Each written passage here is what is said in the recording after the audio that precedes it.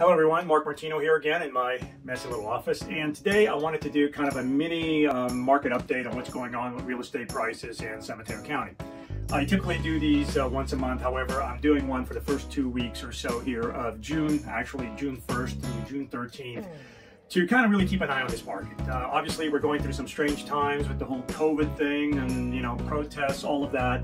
And it's a shifting market, so I wanted to kind of just do a little bit of a snapshot so we can kind of get a bit of a footing on where we stand today and perhaps what this means for going forward. So, got some market data, and let's just dig right into it. So again, what we're looking at here is data specifically for June 1st through June 13th, and I'm going to compare the data here for the year 2020 to that for June 1st through June 13th for 2019 and 2018. So we can get a little bit of a sense on how normal are these first 2 weeks of June 2020. All right, so to begin with, sales numbers. Now, we only had 119 closed escrows in June 1st through the June 13th in 2020. This is only about 70% of normal. The numbers typically would be more somewhere along the lines of 170 or so closed transactions. This is specifically for single-family homes. Now, we have to, of course, keep in mind that these are transactions that really, took place back in May or so, and now are finally closing during the first week of June.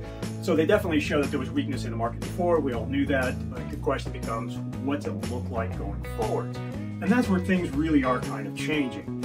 Because in these first 13 days of June 2020, we had 173 homes go pending, and that is a very normal number. Both in 2018 and 2019, the number of homes that went pending were also in the 170s. So that part of the market is kind of back to normal, really demonstrating that kind of a normal number of buyers have actually come out to make these home purchases. And so the market is starting to get more active. Home buyers are coming out. Now, what about sellers? That is where the story changes a little bit. In these first 13 days, we actually had 250 single-family homes come on the market. That is a pretty high number. I mean, normally, or I should say at least in 2019, for these first 13 days, there were like 180 or so homes that came on the market. In 2018, for that same time period, we had about 227 homes come on the market. So this number here for 2020, it's a little bit on the high side. And it kind of makes sense as sellers, were holding back before during this COVID situation where you couldn't go out and easily show your home. And now that things have been, a little bit more relaxed and it's easier to show your home, I think that's it. The sellers are coming out as anticipated, and we are starting to see more homes come on the market. So what does this mean in terms of inventory? Well, the numbers there really aren't that different than what we normally expect, at least in a normal year. Right now, we have 565 active single-family homes for sale. In 2019, for the same time frame, there were just a little over 600. And in 2018, that number was about 580. So we're kind of right in that ballpark of what you would expect, at least in a normal year, for inventory. So even though buyers really weren't coming out before, it has not led to a glut of inventory at this point. And with the number of buyers kind of now being at around normal, this should actually result in a fairly stable market going forward, again, if nothing changes. So what has happened to this market in terms of home prices? Well, again, we're going back, to transactions or at least offers made on these homes about 30 plus days ago. And it's not a surprise that on average homes sold for about 4% or so less than their original asking price.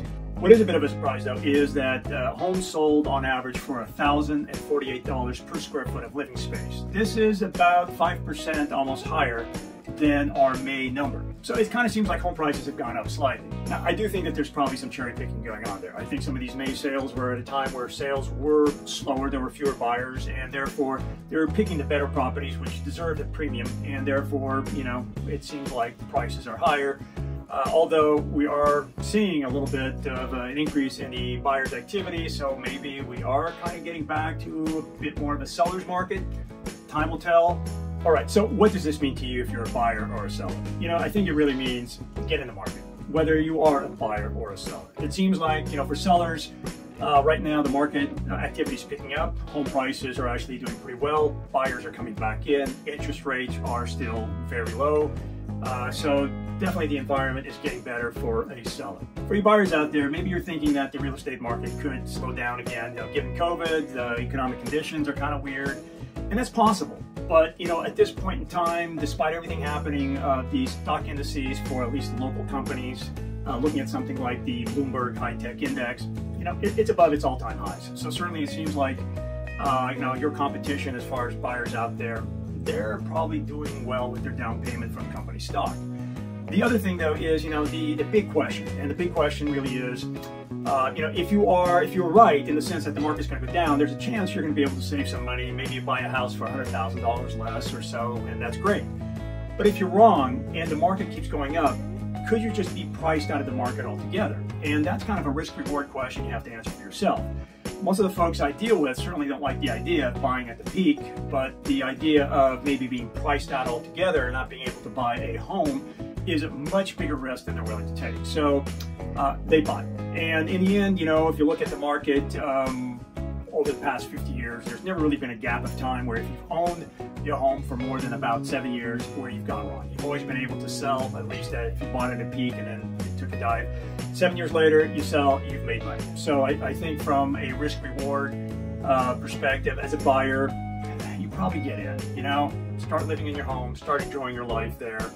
I wish there was more certainty, but that's, I think, the last thing any of us have during this crazy period of COVID and riots and just uncertain unemployment. It's just crazy out there. But hey, life is going on. People are still having babies. You need more space. So, you do what you need to do for yourself, and hopefully it all works out. All right. Wish I had something more certain for you, but this is it. All right. Take care, everybody.